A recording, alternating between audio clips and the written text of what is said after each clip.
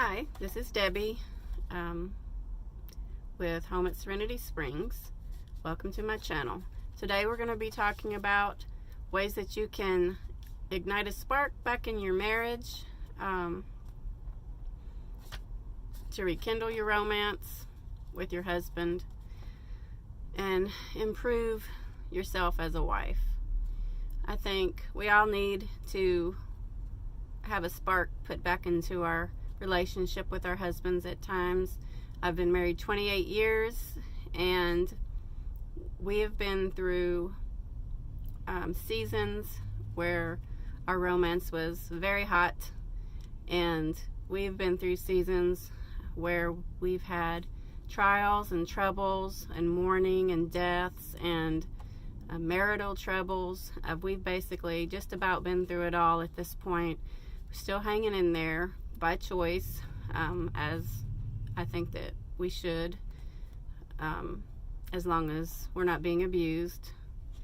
And over the years, I have learned ways, and as you learn your spouse better, you learn ways to make them feel loved, to make them feel romantic, things that they like.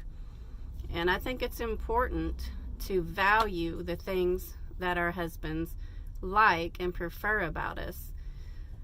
One of the first things I think we should know as a wife is what our husband's love language is. I don't know if you've studied the 5 love languages. It's a pretty good book for knowledge's sake. It can help you know how to express love in your spouse's language, the way that he receives, the best way that he receives feelings of love. And they are words of affirmation, acts of service, physical touch, quality time, and gifts. My love language, I have 2, is physical touch and quality time, which is actually quantity time. My husband and I, we're best friends, and we spend all of our free time together, just about, and that's the way we prefer it. We have a lot in common, and I've learned to like what he likes of the things that we didn't have in common. His love language is physical touch. So throughout the day, when I walk through the house and he's home, I'll rub the top of his head, give him a hug, scratch his back, pat his hiney, just anything. He loves to be touched, and he never gets enough of being touched. And excuse me. And I think it's important as wives to learn the things that our husband prefers. For example, a lot of wives will get haircuts or hairstyles or hair colors just because that's what they're craving, and they don't even think to ask their husbands what they like on them. I don't think that's right as wives to disregard the preferences of our husbands, because the way I look at it is that I only have to look at myself when I'm getting ready. I don't make a habit to stare at myself in the mirror. I look at myself when I'm getting ready, and I'm not the one that has to see me when I'm around him.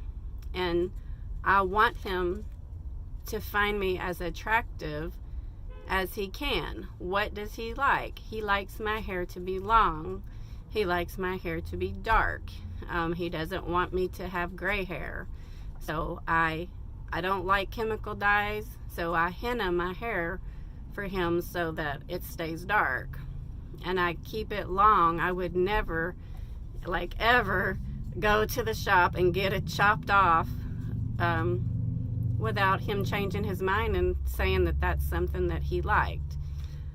I just think that's part of consideration, and especially as a Christian, which I am. We're supposed to put others ahead of ourselves, and you're one with your husband. So what he thinks and what he's attracted to matters. And to me, it's a hedge as well, because if I'm doing the things that he finds attractive, then he doesn't have to find that quality in someone else.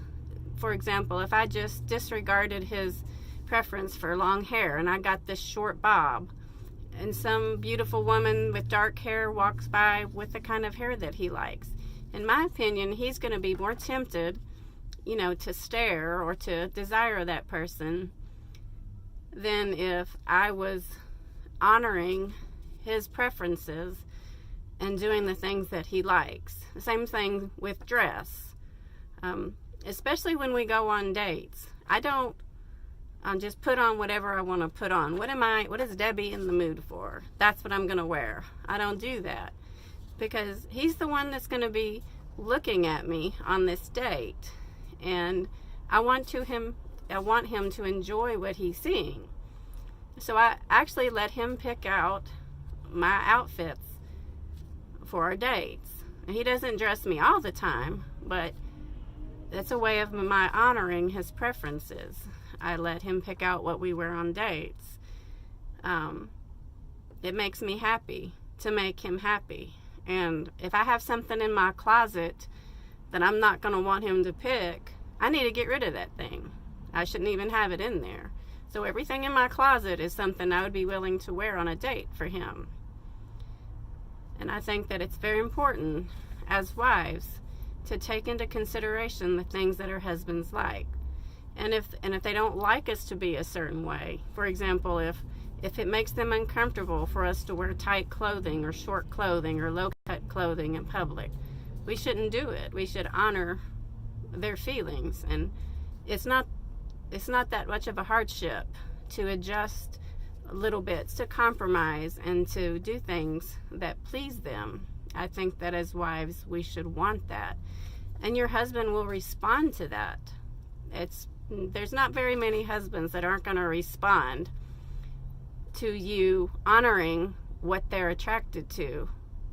And especially when they come home from work, if you happen to be at home, a homemaker like me, I don't like to look frumpy when he comes home. And I don't dress to the nines all the time, because sometimes I've been working in the garden or, scrubbing floors or whatever. But when I know he's on his way, I make an effort to put on something semi-attractive and to touch up. I don't wear a lot of makeup, but, put on a little lipstick. Not always, but fix my hair a little bit. Just something that he's not coming home to a frumpy wife in sweatpants and a slobby shirt. I don't think we should do that to them. They deserve to have something pleasant meet their eyes. And I know that there are exceptions. My daughter just gave birth 3 weeks ago. Obviously, she's not going to hop up and put on, whatever before her husband gets off from work for a while. She has to have time to recover. But your average wife, living the average life, that hasn't had surgery, hasn't had a baby, no extraneous circumstances, we can make the effort. We can get up off our heinies and make the effort to do something pleasing to our husbands. Try to learn to like the things that he likes.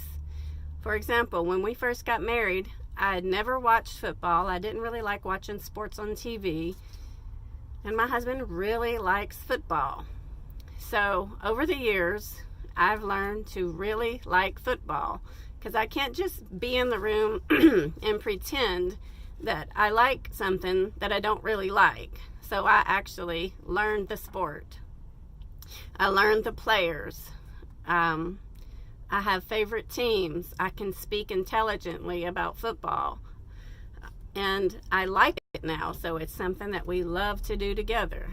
If he likes to work on cars, you don't have to learn how to work on cars, but you can go keep him company while he's doing it.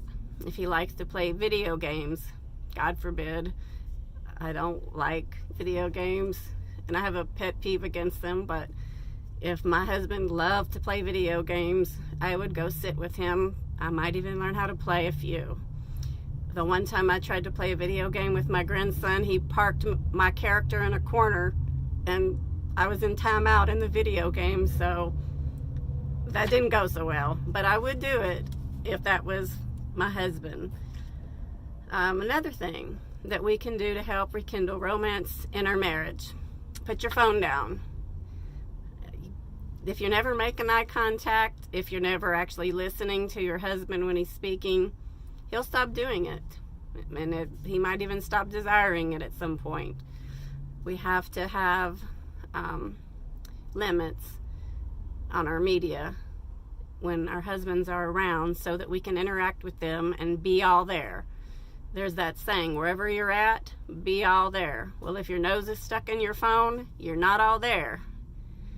So try to put your phone down when your husband is around.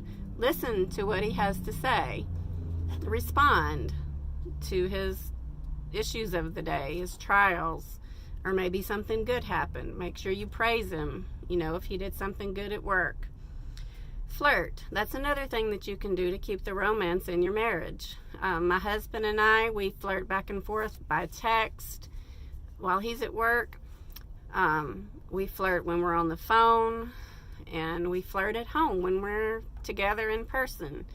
It's marvelous. It's a marvelous thing to do, and if you've not cultivated that in your marriage, I would highly recommend that you do. I just can't say enough about treating your husband like the boyfriend that he was before you married him. It just keeps things fun. It also helps in the troubling times when you're that close to your spouse, because you're not only one spiritually, you are one. And I can't say enough about flirting. Just try it. You'll like it. You could give him a massage or a rub when he comes home from work, even though you may be tired yourself. And as women, we work hard and we have a lot of things that we do. I realize that. But that doesn't mean we can't keep giving once they get home from work. A little foot rub, a little shoulder rub, a little head rub. It doesn't have to be an hour-long massage, but I think the majority of husbands would like us to be willing to massage them or rub them every now and again. And it's not about what they deserve. You may have a husband that doesn't do anything for you. Maybe he's very selfish.